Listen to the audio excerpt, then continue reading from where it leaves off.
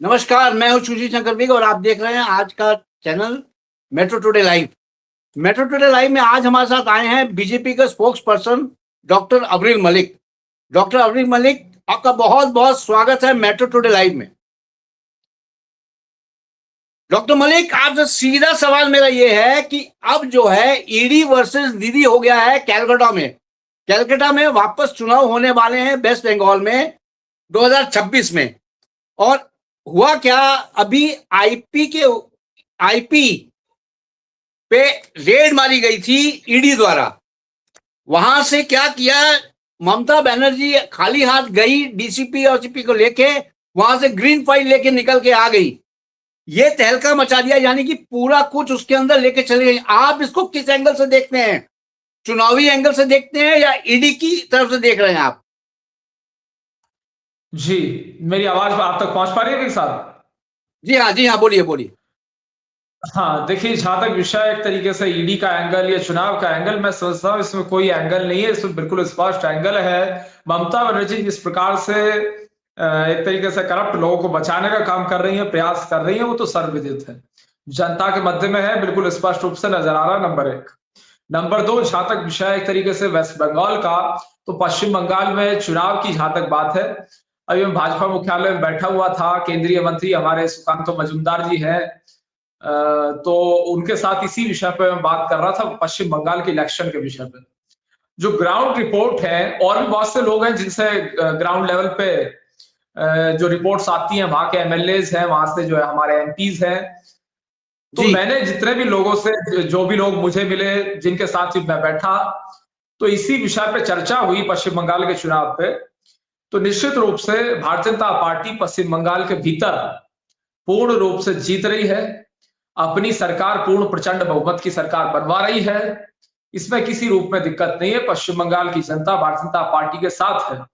इसीलिए ममता बनर्जी घबराई हुई हैं, करप्ट लोगों को बचाने का काम कर रही हैं, और ईडी जैसी एक स्वतंत्र संस्था के ऊपर उलझुल आरोप लगाना, मैं समझता हूं ममता बनर्जी जी की बौखलाहट का नतीजा है।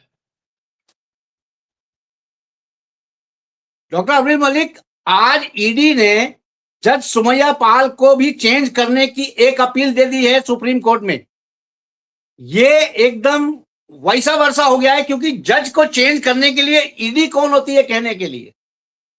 जी नहीं, देखिए, जहां तक विषय एक तरीके से ममता बनर्जी किसी रूप में संविधान को, या एक तरीके से अगर स्पष्ट रूप से बात करें जाए पश्चिम बंगाल में, तो किसी प्रकार के वहां कॉन्स्टिट्यूशन को इंप्लीमेंट वहां नहीं होने दिया गया। इस देश के संविधान का अपमान पूर्ण रूप से बंगाल में होता है, ये तो बिल्कुल स्पष्ट है। और जी अगर जी ममता दीदी की बात करी जाए, तो देखिए, ममता बनर्जी जी जिस प्रकार से वहां जिहादियों को बढ़ावा दे रही है, सबके मध्य में है, बिल्कुल स्पष्ट।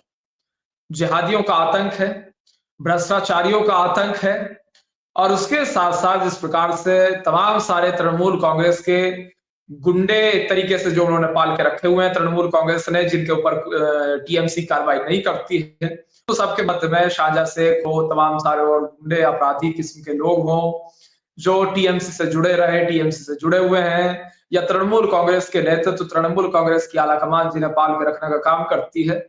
और लॉ एंड ऑर्डर की स्थिति वहां बहुत खराब है, कोई लॉ एंड ऑर्डर नाम की चीज पश्चिम बंगाल में मौजूद नहीं है। और ममता बनर्जी जी चीफ मिनिस्टर है राज्य की, ममता बनर्जी जी के हाथ में सब कुछ है।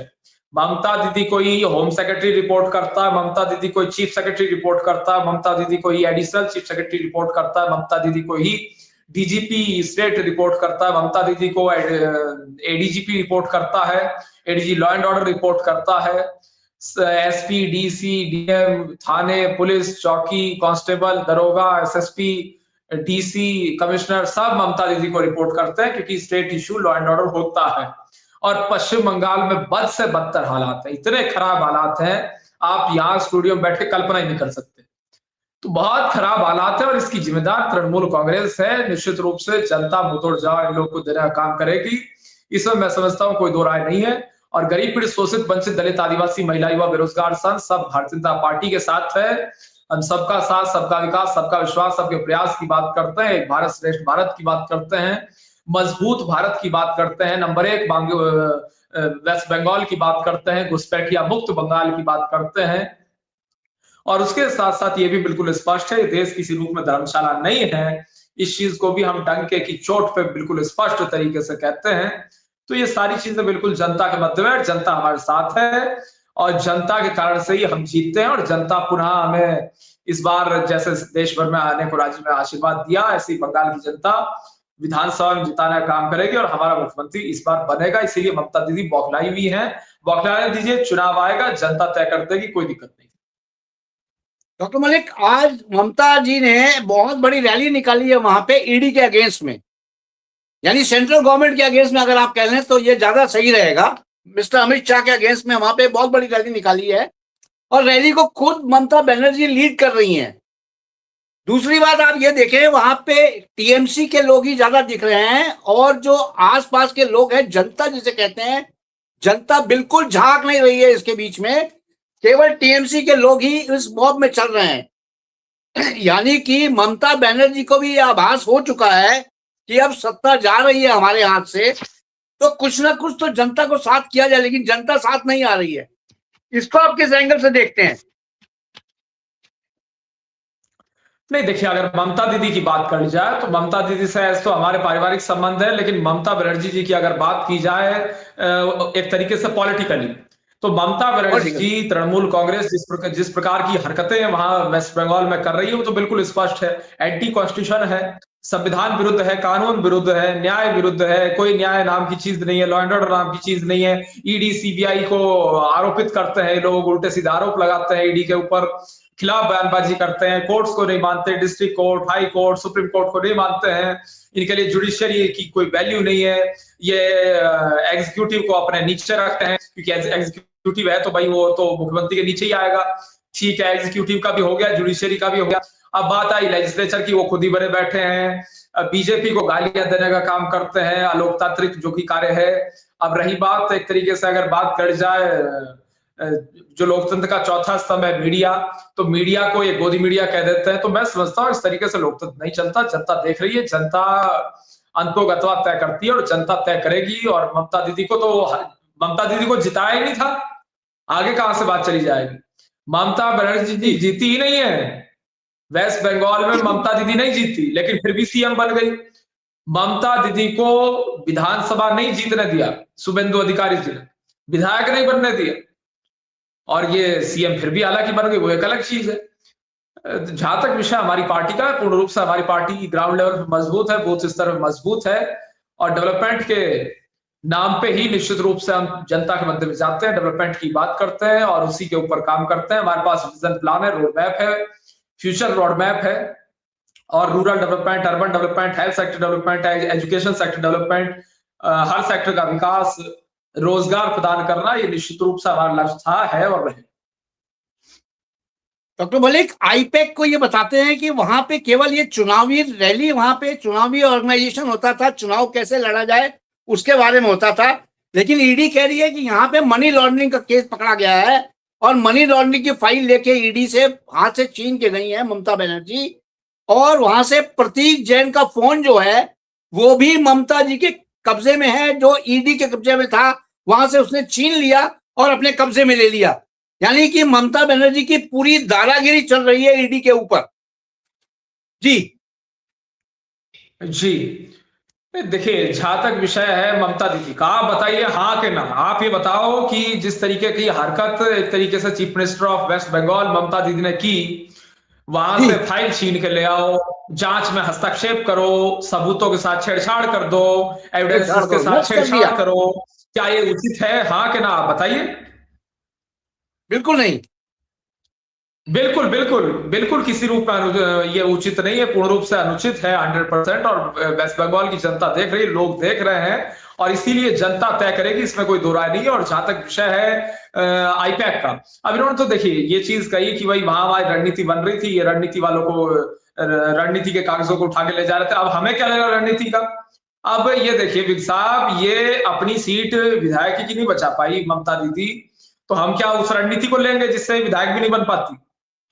ममता दीदी विधायक नहीं बन पाई थी पिछली बार, तो क्या हम उस रणनीति को लेकर चुनाव लड़े थे कि जिस तरीके से विधायक नहीं बन पाई कि भाई हमारे भी ऐसे ही हो जाए?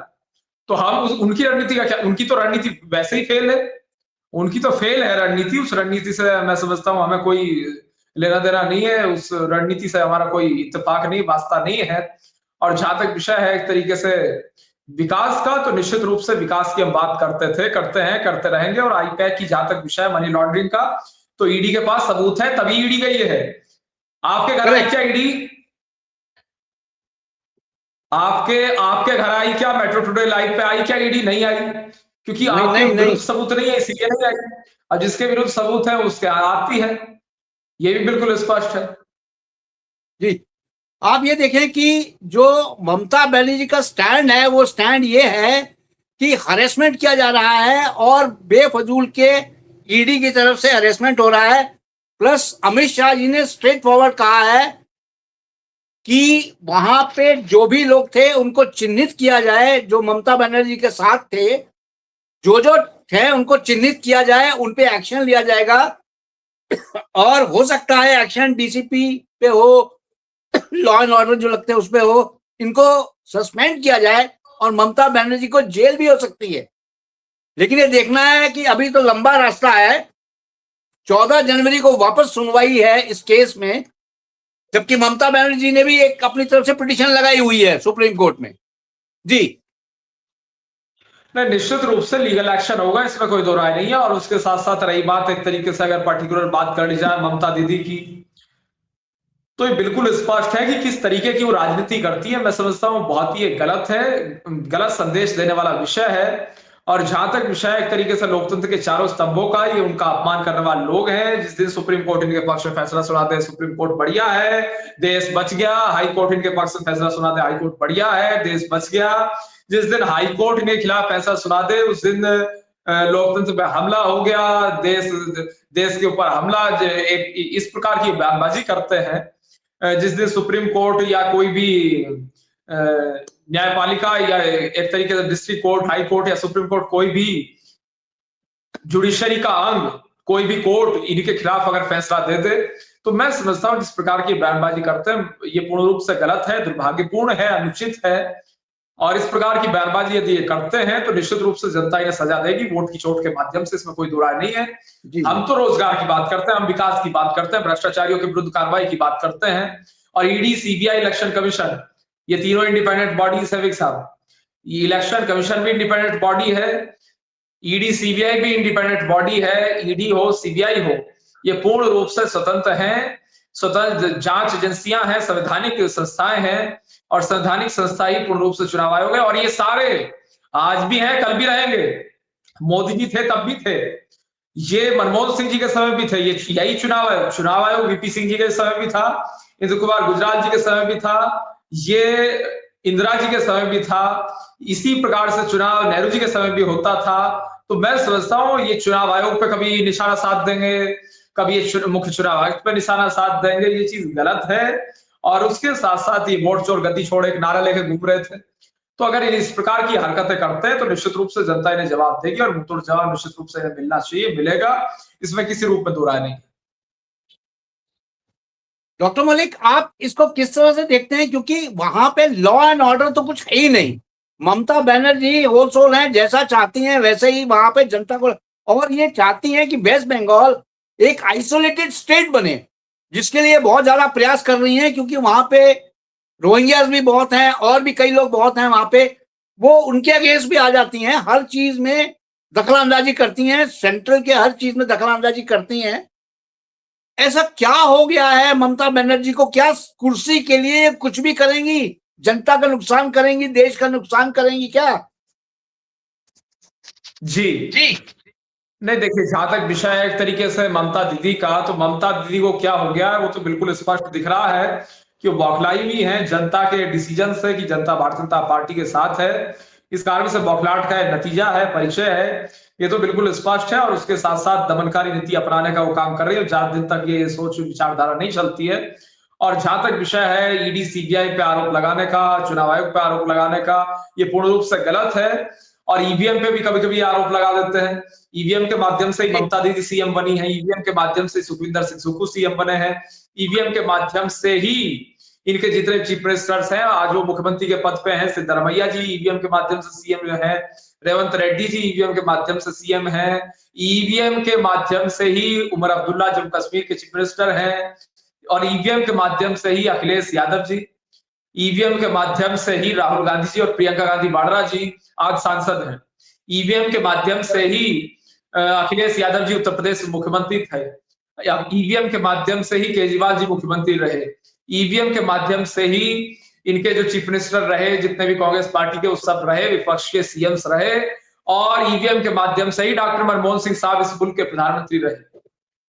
तो ये चीजें बिल्कुल स्पष्ट है। आरोप प्रत्यारोप जो कर रहे हैं मैं समझता हूँ पूर्ण रूप से गलत है, दुर्भाग्यपूर्ण है, और इससे होने जाने वाला कुछ नहीं है। जनता इनके खिलाफ थी, है, रहेगी, वोट की चोट करके इन्हें जवाब देगी, इसमें कोई दो राय नहीं है। रही बात संवैधानिक संस्थाओं पर हमले की, तो जो संवैधानिक संस्थाओं पर हमला कर रहे हैं बहुत ये दुख का विषय है, दुर्भाग्यपूर्ण है, दुखद घटना है, और निश्चित रूप से जनता तय करती है और जनता जवाब देगी।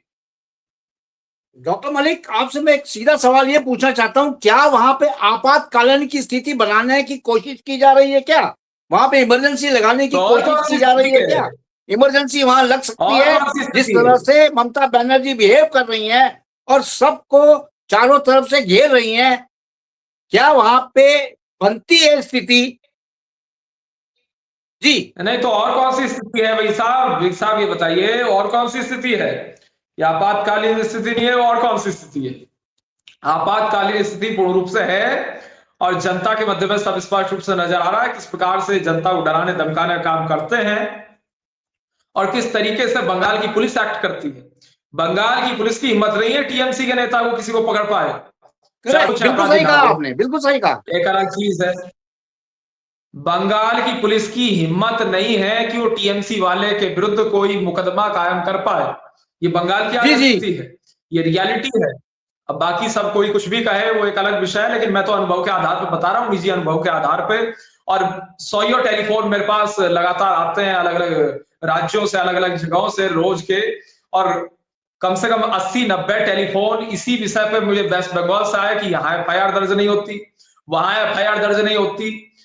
तो ये चीजें जिस प्रकार की होती हैं, तो निश्चित रूप से वहां बंगाल पुलिस किस रूप में एक्ट कर रही है और उसे हेड कौन कर रही है, ममता दीदी कर रही है, तो ये बिल्कुल स्पष्ट है। और रही बात ये आरोप प्रत्यारोप की, तो विपक्ष घबराया हुआ है। कभी ये इलेक्शन कमीशन, ईडी, सीबीआई, कभी ये न्यायपालिका पे आरोप लगाते हैं, तो ये चीजें पूर्ण रूप से निराधार हैं।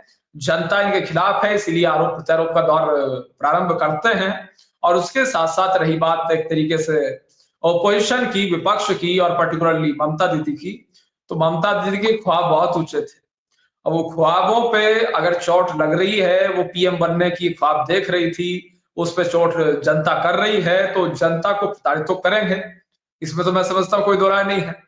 और लेकिन जनता अपने तरीके से हैंडल करेगी, वोट की चोट के माध्यम से जवाब दे देगी, इसमें भी कोई कंफ्यूजन इफेक्ट नहीं होना चाहिए। डॉक्टर मलिक, आप 2026 का चुनाव को किस एंगल से देखते हैं? क्या ये ममता बनर्जी वर्सेस ईडी, या ममता बनर्जी वर्सेस सेंट्रल, या ममता बनर्जी वर्सेस अमित शाह, या ममता बनर्जी वर्सेस मोदी? जी नहीं, देखिए ममता दीदी का अपने राज्य में काम कर रही है। अब वो आगे मैं क्या देखूं इसमें, मैं तो किसी नजरिए से नहीं देखता। मैं तो इस नजरिए से देखता हूं कि इस बार वो चुनाव हार रही है, पिछली बार नहीं बनी थी, इस बार मुख्यमंत्री भी नहीं बनेंगी, तो मेरा कोई नजरिया इससे ज्यादा नहीं है। वो मुख्यमंत्री भी नहीं बन रही, मेरा तो केवल इतना नजरिया है। और रही बात ऑपोजिशन को लीड करने की, तो ऑपोजिशन में कोई एक सहमति नहीं है, एक नेता कोई ऑपोजिशन में नहीं है। अखिलेश जी अपने आप को मजबूत पेश कर रहे हैं, राहुल जी अपने आप को मजबूत पेश कर रहे हैं, ममता दीदी अपने आप को मजबूत पेश कर रही हैं, उमर अब्दुल्ला साहब, फारूक अब्दुल्ला साहब अपने आप को पेश कर रहे हैं मजबूत, महबूबा मुफ्ती अपने आप को मजबूत पेश कर रही हैं, ये शिवसेना यूपीटी वाले उद्धव ठाकरे साहब ये अपने आप को मजबूत पेश कर रहे हैं। अब उनके साथ